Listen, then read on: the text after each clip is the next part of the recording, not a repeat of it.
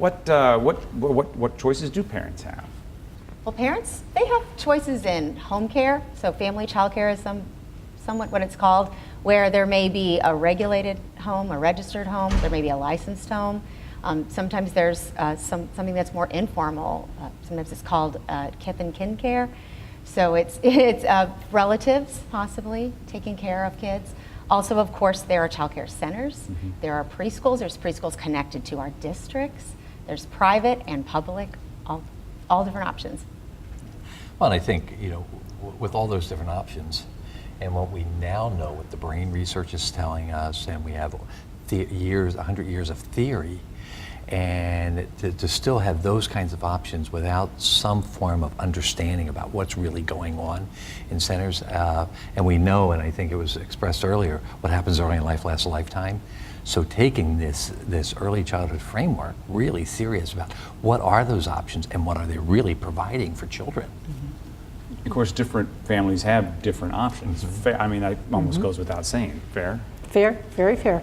And I was lucky enough to be able to have my children in an accredited early childhood center when they were young, and yet parents that's expensive. It's not easy for the majority of parents. In our community, we're blessed with some Head Start and early Head Start funds that make accredited facilities available for parents who may not have the resources to pay for that.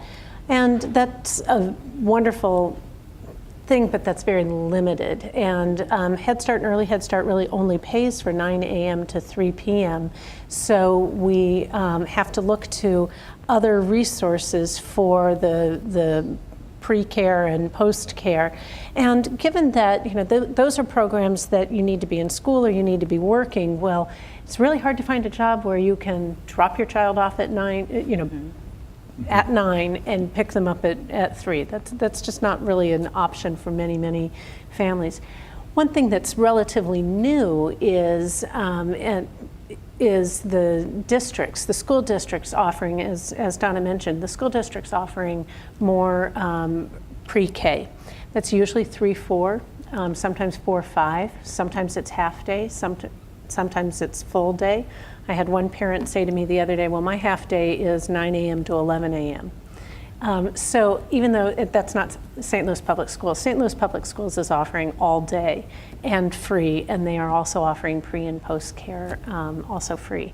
So there are other options, but they're limited. I think, I couldn't remember the ratio, I think it's like 1 to 4, the number of preschool slots to the number of children of that age in the city of St. Louis. So it's tough to find. I think one of the biggest challenges is for families to figure out how to sort this out. Right. What is quality? I mean, we're beginning to get to answer the question of access, but really identifying what are the quality indicators of a center.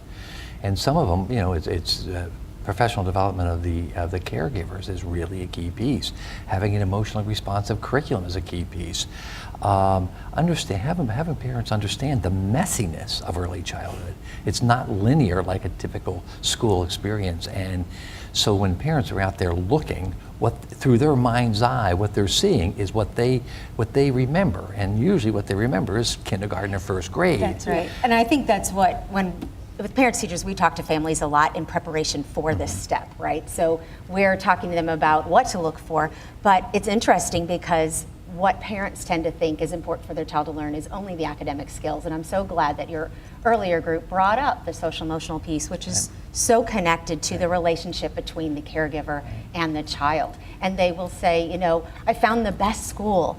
And in that school, they're sitting down and they're practicing writing in the 2-year-old room, and you just say, okay, so let's talk about what are some real appropriate ways for your child to learn.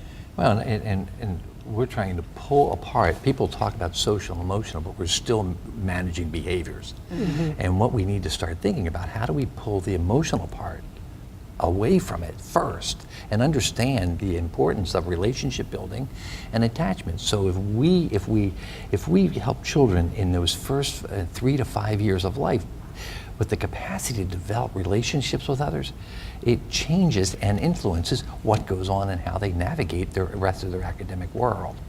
And so we have the emotional development, and then it enhances a child's ability to feel safe enough to be socialized, as well as get into the cognitive areas.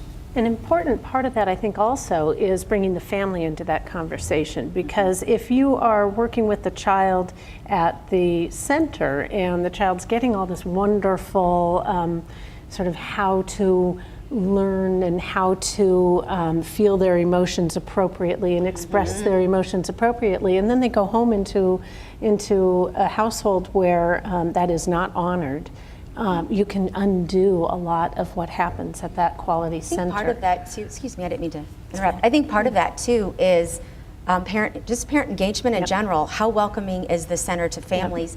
And us remembering that some families had horrible school experiences and they don't even feel comfortable in school environments. And so recognizing where the family's competencies are and their comfort levels in these settings, and as teachers and administrators in these settings to be able to say, okay, let me try to meet you where you are, help you understand, but also learn from you. Tell me about your family culture.